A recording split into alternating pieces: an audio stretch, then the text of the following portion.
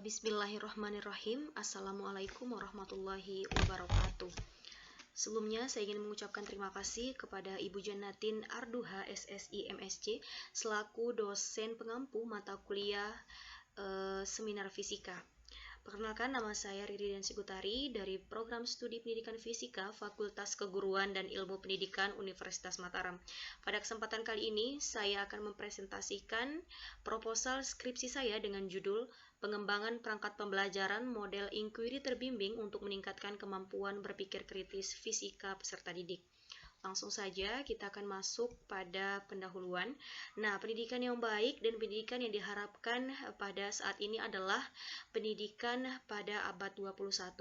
Karena pendidikan merupakan suatu pembelajaran bentuk pengetahuan, keterampilan, dan kebiasaan yang dilakukan oleh sekelompok orang dari satu generasi ke generasi selanjutnya melalui pembelajaran, pelatihan, ataupun penelitian. Kemampuan berpikir kritis menjadi bagian penting di era abad 21. Global Cities Education Network menyatakan bahwa terdapat 5 keterampilan yang harus dimiliki oleh peserta didik pada abad 21, yaitu kreativitas dan inovasi, berpikir kritis, pemecahan masalah, pengambilan keputusan, dan metakognisi. Kemampuan berpikir kritis merupakan kemampuan yang dasar yang harus dimiliki peserta didik untuk menyelesaikan permasalahan yang diberikan oleh guru ataupun yang dihadapi oleh peserta didik dalam kehidupan sehari-harinya. Tapi nyatanya dalam yang kita lihat di sekolah ataupun penerapan pembelajaran yang telah dilakukan di sekolah masih jauh sekali dengan pendidikan yang diharapkan oleh atau pendidikan yang ingin diterapkan dalam pendidikan abad 21 ini. Yang kita lihat di sekolah itu adalah pembelajaran masih berpusat pada guru atau teacher center, dan juga pembelajaran fisika ini dianggap pembelajaran yang rumit serta membosankan oleh peserta didik.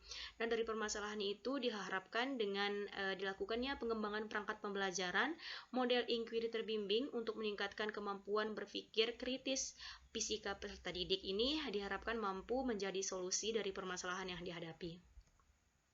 Selanjutnya dari pemaparan-pemaparan yang telah disampaikan tadi didapatkan rumusan masalah, yaitu bagaimanakah kelayakan hasil pengembangan perangkat pembelajaran berbasis model inquiry terbimbing dalam meningkatkan kemampuan berpikir kritis fisika peserta didik. Nah, selanjutnya ada tujuan penelitian, yaitu menguji kelayakan hasil pengembangan perangkat pembelajaran fisika model inquiry terbimbing terhadap kemampuan berpikir kritis fisika peserta didik. Nah, selanjutnya ada batasan masalah. Nah, batasan masalah dalam penelitian ini adalah yang pertama, perangkat pembelajaran yang dimaksud adalah silabus, rencana pelaksanaan pembelajaran atau RPP, lembar kerja peserta didik atau LKPD, dan instrumen evaluasi. Yang kedua, ada subjek penelitian dibatasi pada pokok pada pokok batasan materi fisika kelas 10. Nah, yang ketiga, subjek penelitian adalah peserta didik kelas 10 IPA SMA Negeri 1 Lape tahun ajaran 2020-2021. Nah, batasan masalah yang terakhir adalah kemampuan berpikir kritis dibatasi berdasarkan indikator pembelajarannya. Nah, yang selanjutnya itu ada definisi operasional. Nah, definisi operasional dari penelitian ini adalah yang pertama, pengembangan, yang dimana pengembangan itu sendiri adalah suatu usaha untuk meningkatkan kemampuan teknis, teoritis, konseptual, dan moral sesuai dengan pendidikan dalam latihan. Nah, yang selanjutnya ada perangkat pembelajaran. Perangkat pembelajaran itu adalah kelengkapan yang digunakan dalam mengajar berdasarkan model pembelajaran tertentu. Yang selanjutnya itu ada model pembelajaran inquiry terbimbing. Nah, model pembelajaran inquiry terbimbing atau guided inquiry adalah di mana peserta didik memberikan kesempatan untuk bekerja merumuskan prosedur, menganalisis hasil, dan mengambil kesimpulan secara sendiri, sedangkan dalam hal menentukan topik, pertanyaan, dan bahan penunjang, guru hanya sebagai fasilitator. Dan yang terakhir adalah kemampuan berpikir kritis.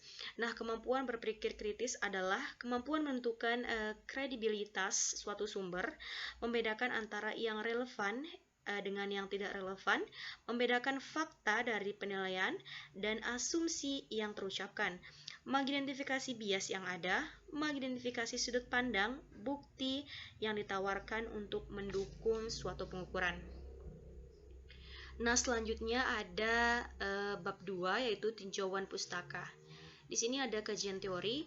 Menurut Sutikno mengatakan bahwa pada inquiry terbimbing, guru membimbing peserta didik melakukan kegiatan dengan memberi pertanyaan awal yang mengarahkan pada suatu diskusi.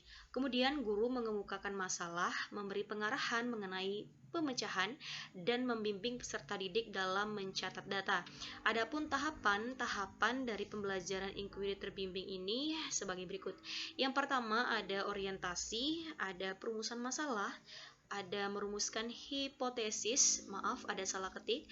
Yang selanjutnya mengumpulkan data, yang selanjutnya menguji hipotesis, dan selanjutnya merumuskan kesimpulan. Selanjutnya kita masuk ke kerangka berpikir. Nah, seperti yang teman-teman lihat di layar bahwa ada kerangka berpikir dari penelitian ini. Nah, seperti yang sudah dijelaskan tadi pada pendahuluan, yaitu mengenai tuntutan kemampuan abad 21, yang dimana tuntutan kemampuan pendidikan pada abad 21 ini diterapkan pada kurikulum K13. Nah, adapun masalah pembelajaran fisika yang dihadapi di sekolah yaitu yang pertama, kurangnya minat belajar peserta didik yang mengakibatkan rendahnya kemampuan berpikir kritis fisika peserta didik. Nah, dari kedua permasalahan ini dibutuhkan model atau metode pembelajaran yang sesuai, yaitu model pembelajaran inquiry terbimbing. Nah, dari permasalahan yang telah dihadapi, peneliti mengambil judul skripsi, yaitu pengembangan perangkat pembelajaran model inquiry terbimbing untuk meningkatkan kemampuan berpikir kritis fisika peserta didik. Nah, selanjutnya ada bab 3, yaitu metode penelitian. Yang pertama ada desain penelitian. Nah, penelitian ini merupakan penelitian pengembangan atau research and development yang sering disebut juga dengan R&D. Model penelitian yang digunakan dalam penelitian ini adalah 4D yang dikemukakan oleh Tia Garajan. Nah, terdiri atas 4 tahap utama, yaitu ada define, ada design, ada develop, dan disseminate. Yang selanjutnya itu ada jenis data.